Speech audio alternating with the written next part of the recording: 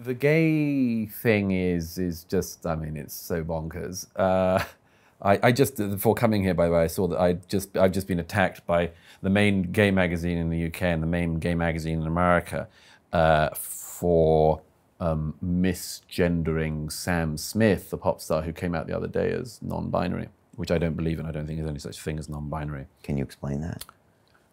Well, I'd like him to explain it because he can't. Sam Smith came out as gay some years ago and then came out a few years later as genderqueer and then said last week that he's actually non-binary. He doesn't know what that means. And that's, I humbly submit, because it doesn't mean anything. But he says that he wants everyone to refer to him by different pronouns, specifically they, them, plural pronouns.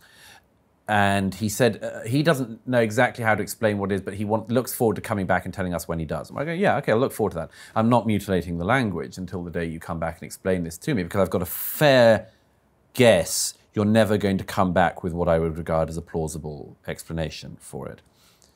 There are lots of ways of playing this, by the way. If I wanted to, and wanted to play the game that the people I'm criticizing play, I could say, you're disappearing gay men.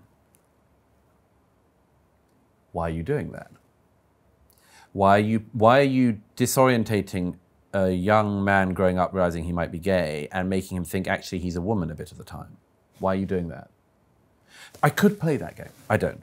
But my point is that because I won't jump on board with the latest crazy shit, I mean, because of that, the main gay magazine in the UK and the main gay magazine in America just attacked me for misgendering Sam Smith and say that the person I was arguing with was like destroying me because they say like that I'm the bigot in this. By the way, they don't mention that I'm gay.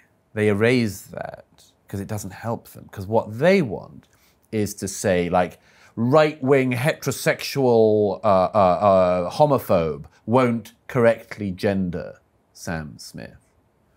So I screw it up. So they chuck me out of the Church of Gay. Okay, this is politics. This has nothing to do with anything else. These are dying media brands. These are dying media brands which have people left in them who shouldn't be there because the thing shouldn't be there. At the point that gay magazines have to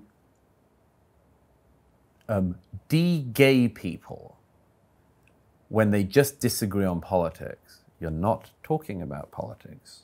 Anything but politics. You're not talking about politics. You're not talking about gay. You are only fighting a battle to win. And I'm not up for that.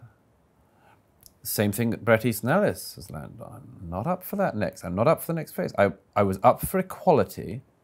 I'm not up for equality and then pretend that men and women don't exist, or that gender is just something you perform, or that somebody who's basically saying, look at me, is actually to be treated as if he's a woman a part of the time. But you can play that again. Women can play that game if they want. I would urge them not to. But women could easily say, how dare you? How dare you pretend you know what it's like to be a woman just because you're feeling a little bit female that day? No. You don't get the right to do that. They could do that. But I'm not going along with the demoralization. I'm not just agreeing to say whatever the crazy shit is that everyone's being told to say today. I want to know what it's about. There's such a thing as genderqueer or non-binary. And by the way, nobody knows what the difference between those two things is because there isn't one, because neither of them exist. If you want to do these things, come back and tell me what they are.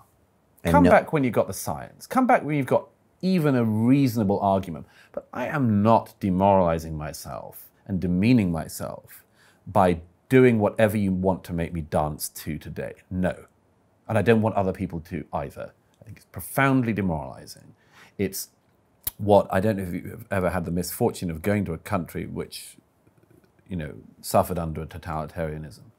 But from my own experiences of occasionally going to such places and traveling for work as a journalist, I know that what the main thing in a society that starts to shut down is make people agree to things they know not to be true, because it demoralizes them, it makes them low. And then in the end, you just, you know, great writers like Milan Kundera have addressed this.